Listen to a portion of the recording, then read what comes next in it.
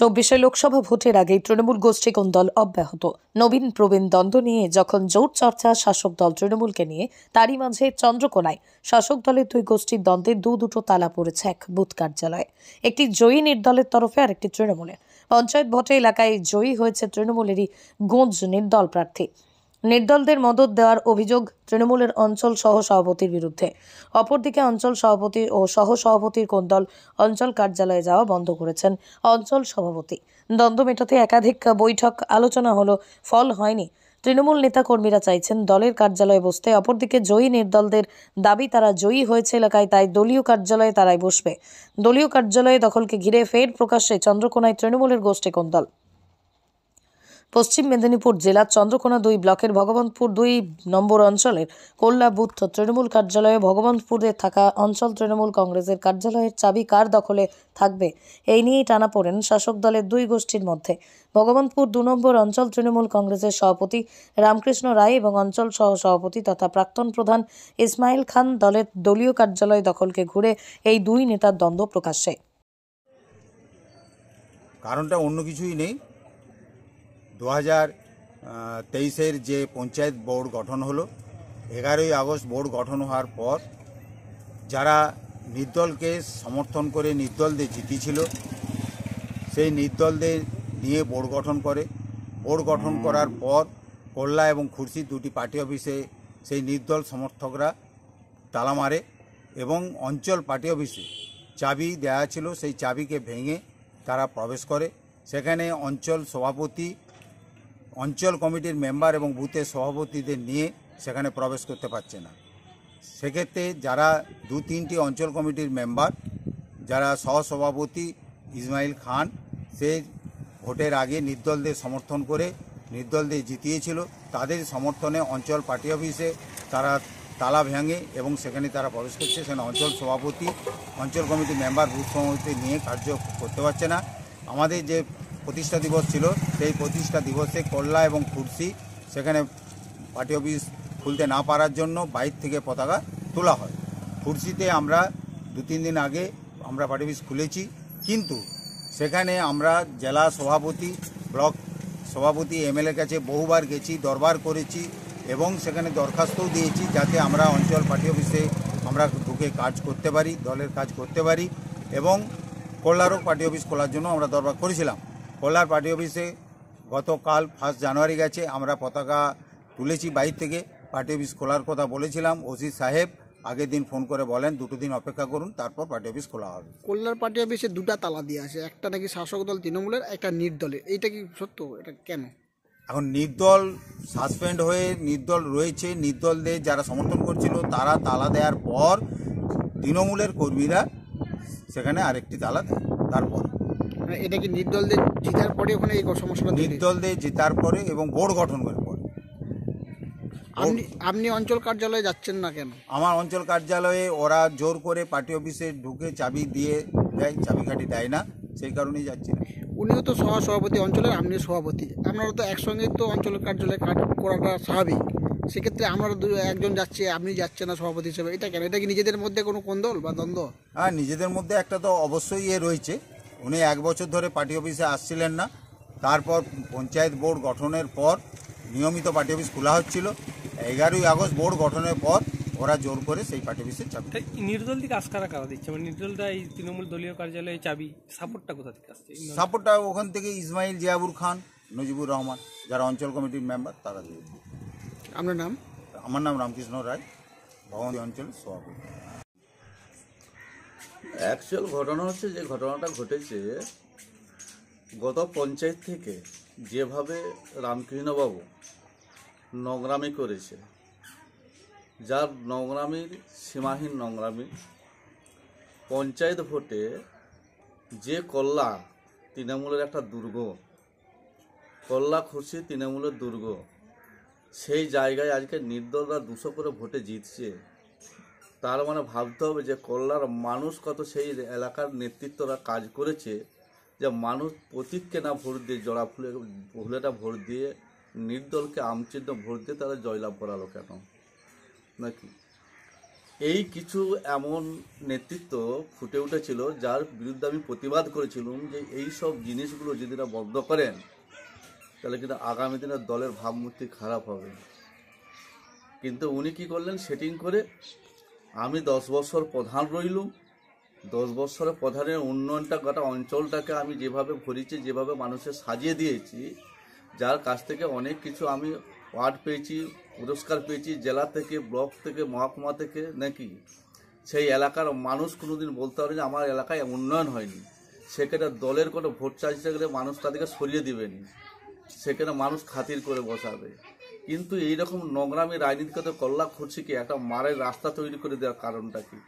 এখানে আমি বলেছিলাম যে দাদা এক কাজ করুন, আমাদের লড়াইটা কি? আজকে আপনি নির্দল যেটা বললেন, যে একজন বলছে আমি নির্দল, নির্দল কে দেখেছে? 18 সালে যখন পঞ্চায়েত নির্বাচনে যখন আমাদের হলো, ওই পঞ্চায়েত সমিতির টিকিট দিয়েছিল, তখন এমএলএ ছিল ছায়াদুলই, সে টিকিট দিল দিলীপ নাগকে জোড়া ফুলে। তাকে হারানোর জন্য নির্দল আব্দুল রফিক মণ্ডলকে সেখানে জিতানো হলো, কাকে? নির্দলকে। আর দিলীপ নাগকে জোড়া ফুলকে হারানো হলো চক্রান্ত করে, রামকৃষ্ণ, স্বরূপ রায়, মুকুল, ওই জিয়াস করে। তাহলে নির্দলের রাস্তাটা দেখালে তুমি, সেখানে আমার প্রতীককে হারানো হলো। কিন্তু 3টে পঞ্চায়েতে বিপুল ভোটে তৃণমূল জিতছে, কিন্তু পঞ্চায়েত সমিতিটাকে হারাচ্ছ, বললো ওকে একদম জিততে দেওয়া যাবে না, কেন? সেখানে ছায়াদলই তাকে টিকিট দিয়েছে বলে। তাহলে তুমি দেখালে রাস্তা নির্দলের। আর আজকে যেই মানুষগুলো আজ বিরক্ত হয়, ওই প্রার্থী তাদের পছন্দ হয়নি, তারা বলেছিল এই প্রার্থী আমাদের পছন্দ নয়, তোমরা দেখে প্রার্থী করো। সেই জায়গায় তারা নির্দল থেকে দাঁড় করে আজ এত 200 করে ভোটে লিড করে জিতে আসার পর তারা হয়ে গেল নির্দল। সেই লোকগুলো আমার কাছে আসে, তাদেরকে আমি সৎ যুক্তি দিই, তো তোমার দল ছেড়ে কোথাও যাবে নি, হয়তো নিজেদের মধ্যে একটা ভুল ভ্রান্তি হয়েছে, এটা একটা সমাধান হবে। কিন্তু এই সমাধানের যিনি নায়ক হতে দিবে না, তিনি হলো মহামান্য আমাদের এমএলএ সাহেব এবং ব্লক সভাপতি প্রসূন ঘোষ। একঘেয়েমি, একতরফাভাবে তিনি এত বড় একটা অঞ্চলের যেখানে 65% সংখ্যালঘু ভোট, যেটা সঠিক তৃণমূলের ভোট, সে জায়গায় আমার হচ্ছে 11টা হচ্ছে মুসলিম অধ্যুষিত বুথ। সেখানে এমন লড়াইটা লাগিয়েছে যে আগামী লোকসভা এই ভোট ব্যাংকটা ধরে রাখা খুব আমার কাছে শক্ত কথা। তাহলে কি ব্লক নেতৃত্বের গাফিলতি? এইটা ব্লক নেতৃত্বের গাফিলতি। নাহলে ব্লক নেতৃত্ব না সেখানে মীমাংসা করে প্রসূন ঘোষ সেদিনে কী করে কল্লায় মিটিং করতে যায় খুরশিতে, সেখানে বড় বড় আমাদের নামে কথা বলে এসছে, আমাদের বিরুদ্ধে বলেছে। তুমি তো সভাপতি, তুমি তাকে চেষ্টা করবে যে আমার এই ব্লকটাকে ঠিক করা যায়। এই ভগবন্তপুর 1 আর 2 যে ভোটের লিড তাতে এমএলএ জিতে আছে, যে ভোটের লিড তাতে আমার এমপি মাত্র 1200-1300 ভোটে জিতে আছে। যদি এই দুটো অঞ্চলে যে ভগবন্তপুর 6000 ভোট লিড দেয়, এই লিডটা যদি বাই চান্স মাইনাস হয়ে যায়, যেখানে রামকৃষ্ণবাবুর 6টা বুথ হচ্ছে বিজেপি অধ্যুষিত এলাকা, যেখানে কোনোদিনও জিততে পারেনি। আপনার গ্রাম পঞ্চায়েত মোট কটা পঞ্চায়েত মেম্বার নিয়ে গঠিত? এবার 21টা। 21টার মধ্যে এখন কিভাবে চলছে? 21টার মধ্যে পঞ্চায়েতে যেভাবে আমরা একটা মিউচুয়াল করতে গেছিল, অজিতবাবু আমাদের মিউচুয়াল করেছিলেন এমএলএ ভবনে, যে তোমাদেরকে বসে একসঙ্গে সিট ভাগ করতে হবে। তো তার কথা মতো আমার এসেছিল, এসে আমি রামকৃষ্ণবাবুকে বলেছিলাম যে রামকৃষ্ণবাবু এক কাজ করুন, আমার মহেশপুর মুড়কাটা যেগুলো সংখ্যালঘু বেল, ওধারে 10টা সিট আমি কাকে কি প্রার্থী করতে হবে করে দেবো, আর 11টা সিট তুমি এধারে তোমার ঠিক করো। সে কোনো মতেই মানলো না, সে মানলো না, বলে না আমার এধারে লোক আছে, আমার কি লোক নাই? তাহলে এখানে আমার তোমার লোক কি?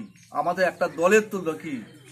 তাহলে আমি যাকে টিকিটগুলো ছিল আমার তৃণমূলের ছেলে সক্রিয়, তুমিও যাকে দেবে তৃণমূলেরই দিবে, তুমি এখানে আমার তোমার ভাগ করলে কেন? তাহলে কি পঞ্চায়েত নির্বাচনে টিকিট বন্ধ করে কেন্দ্র তখন থেকেই বন্ধ করে? হ্যাঁ, তখন থেকেই বন্ধ।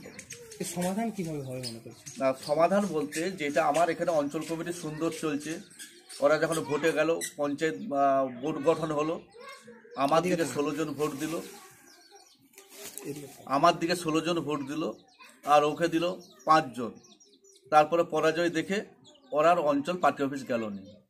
অঞ্চল পার্টি অফিসে আমরা ঢুকেছি, অঞ্চল পার্টি অফিসে আমাদের সুন্দরভাবে প্রতিদিন 150-200 লোক হু হু করে মিটিং চলছে। তাহলে মানুষ আমাদের কাছে আছে। কল্লায় যে ঘটনাটা ঘটেছে পঞ্চায়েত ভোটের আগে, 2টো মানুষকে, যে আব্দুল রফিক মণ্ডল যাকে নির্দল থেকে প্রার্থী করে জিতিয়েছিল, তার ভাই দুটোকে কীভাবে মানে দা দিয়ে তাদেরকে আজকে ভুবনেশ্বরে তাদের ভর্তি থাকতে হচ্ছে, তাদের হাতগুলোকে কেটে বাদ দিয়ে দেওয়া হলো। একজনের পাটাকে বজুলুতে পাগুলোকে ভেঙে দেওয়া হলো।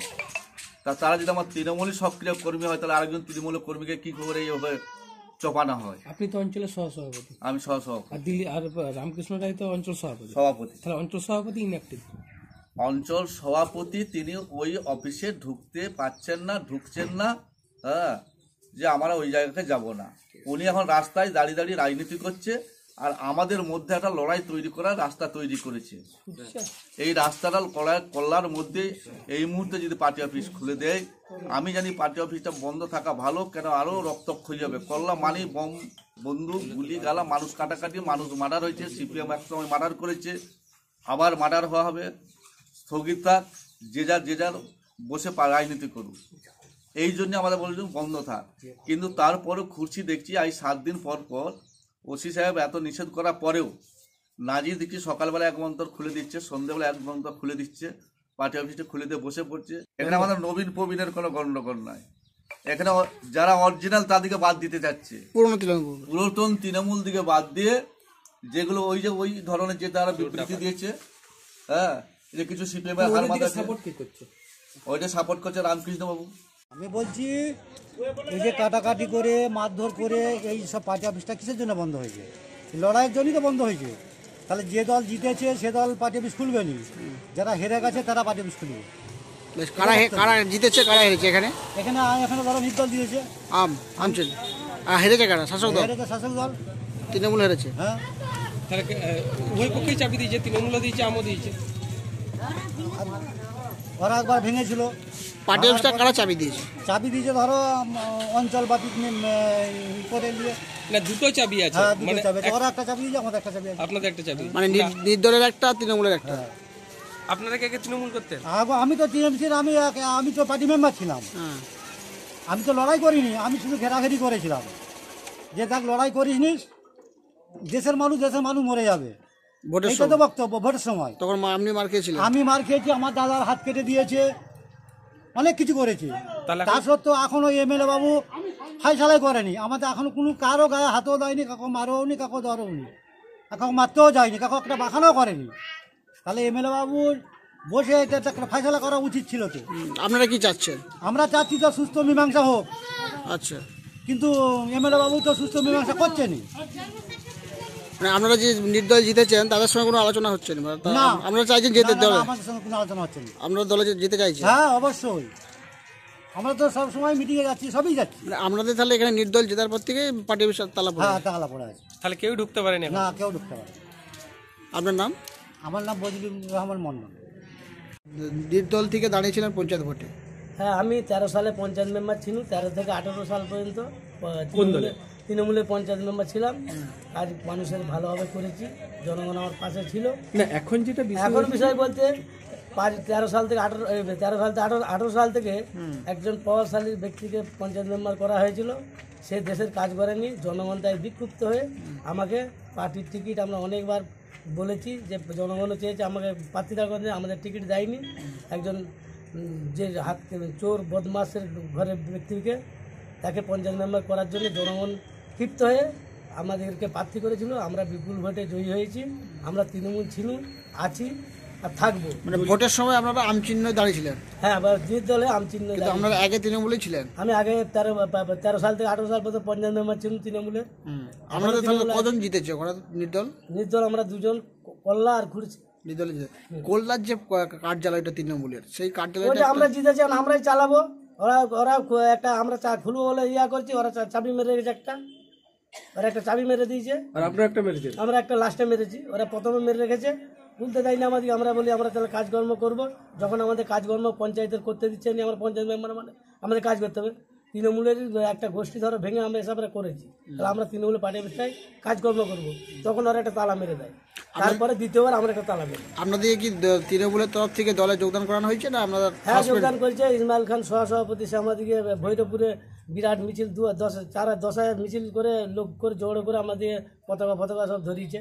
আমরা তৃণমূলে যোগদান ধরেছি আমরা প্রায় 5-6 মাস আগে, ভোটের 1 মাস পরই আমরা ধরে নিই। পঞ্চায়েত গঠনের পরই আমরা ধরেছি। তাহলে সেই জন্য এখন আর ওই দলীয় কার্যালয় কেউ ব্যবহার করতে কেউ ব্যবহার করতে পারছে না। ওরা একটা চাবি দিয়ে রেখেছে, একটা গোষ্ঠী চাবি দিয়েছে, আমরা একটা গোষ্ঠী চাবি দিয়ে রেখেছি। আমরা দিয়েছি লাস্টে, ওরা প্রথমে দিয়েছে। তাহলে আপনারা তাহলে ইসমাইল খান যিনি আছেন সহসভাপতি, আমরা ইসমাইল খানের অনুগামী। অনুগামী হিসেবে। আপনার নাম? ফারুক খান। আপনার কি প্রার্থী হয়েছিল? আমার মেয়ে সাহেবা খাতুন। সে জিতেছিল? জিতেছিল, সেটা জয়। ঠিক আছে।